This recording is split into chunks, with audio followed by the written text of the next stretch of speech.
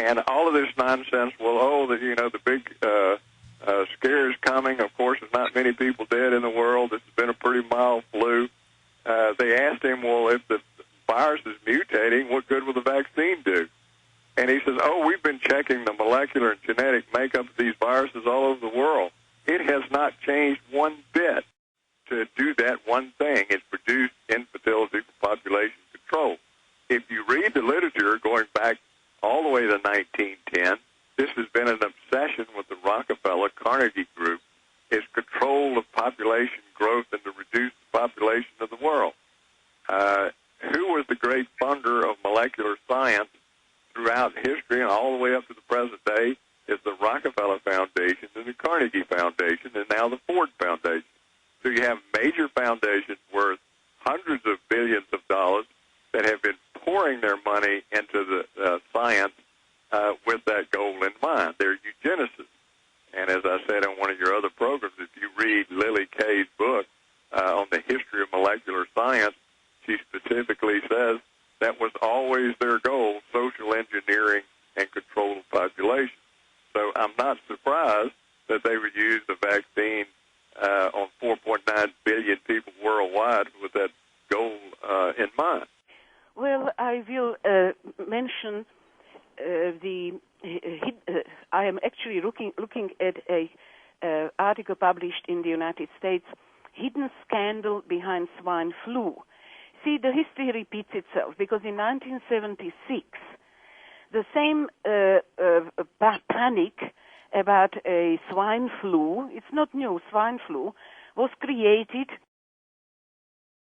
Blundering government health experts are directly to blame for the trail of death in the swine flu program because they failed to warn people of vaccination dangers. And the mass inoculation program is needless because there are no cases of swine flu in the entire world. These are the shocking charges leveled by top medical experts who say the swine flu threat was blown out of all proportion, then sold to President Ford and the American public with scandalous horror tactics. Does it remind you of something? The evidence is there in just enormous amounts. It's just being ignored, and the media is in a state of confusion. They're listening to the people who are selling this stuff, and they won't listen to those of us who have researched it. In 2008, already over 130 cases of measles, the biggest outbreak since 1996. And the CDC is blaming these pockets of children where there are communities where parents are choosing not to vaccinate their kids.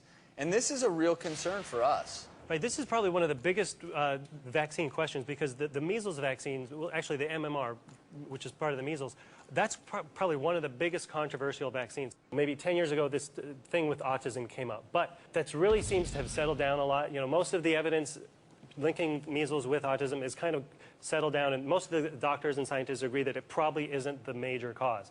But I still have a lot of parents coming into my office saying, I want to get vaccines, but I don't want to get that one. And I say, okay, well, let's talk about it. What are the risks of the measles? Most people don't know. 1 out of every 1,000 kids that get measles will die. It can be a fatal illness. It is very, very contagious. Tell us what the measles are, because most people have never seen it. Many times it's a mild illness. You get this terrible rash and a fever and terrible cold symptoms, and your child is miserable, cough. But in some kids, it can be much, much more severe than that and fatal. That's a great point. And we do have a guest. Barbara Lowe Fisher is here from the National Vaccine Information Center.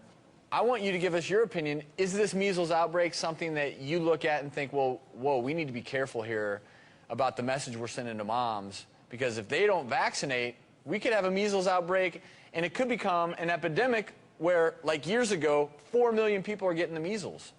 Well, I mean, I have to come from the perspective of a parent who has a vaccine-injured child. I mean, in 1980, I took my bright, healthy, precocious little 2.5-year-old boy in for a 4th DPT shot, and within hours of that shot, I witnessed him suffer a convulsion, a collapse shock, a state of unconsciousness, and he was eventually diagnosed with minimal brain damage, including multiple learning disabilities and attention deficit disorder. In regards to the onset of symptoms described by this woman and what her child experienced directly after the vaccinations that she spoke of, with the paralysis and seizures and other such symptoms is directly related to a syndrome called Guillain-Barré syndrome, and the onset of symptoms is as follows: muscle weakness, pain, temporary paralysis of the face, chest, and leg muscles. It can also lead to breathing problems. Guillain-Barré syndrome is a disorder that affects the nervous system in the body, the central nervous system, and it has been known to drastically increase the protein count in one's cerebrospinal fluid. Now, Guillain-Barré syndrome is known to be caused by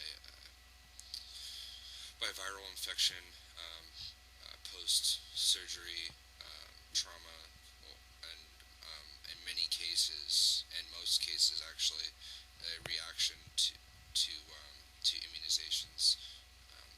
The direct cause of the immunizations causing Guillain-Barré syndrome has yet to be even fully researched. And I believe it's very important for that research to happen. Now, understanding that this hasn't been fully researched, especially in children, that even though it is mentioned through research that Guillain-Barré syndrome its effects can dissipate within a few weeks, a few months, a few years, but in most cases the symptoms do end up going away. However, its direct relation to other illnesses such as autism and ADHD and other behavioral disorders and other neurological diseases,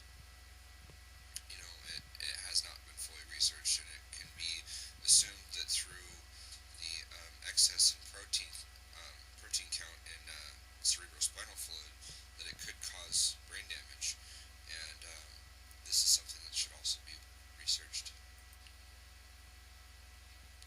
Guillain-Barré syndrome, more simply, is the immune system attacking the central nervous system.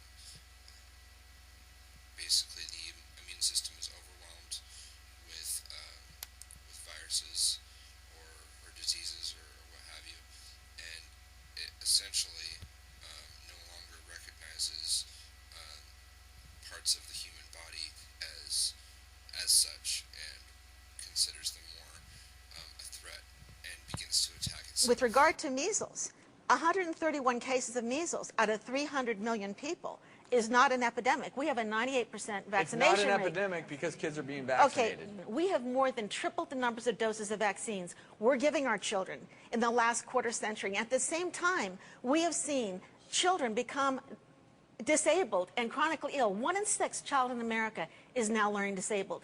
1 in 9 has asthma. 1 in 100 to 150 develops autism. 1 in 450 has diabetes. That's the big question. Why are so many highly vaccinated children so sick? And let's quickly explain how a vaccine works. The vaccine, basically, it's an injection with maybe a killed virus in there or a killed bacteria. So that killed or part of the bacteria basically fools the immune system into thinking the child just got the illness, so that the immune system's memory can then be ready for the next time the child gets exposed to the real illness and can fight it off. And so that's why we as doctors love vaccinations, because they prevent huge outbreaks of illnesses that can kill children. But explain to us why you feel so passionately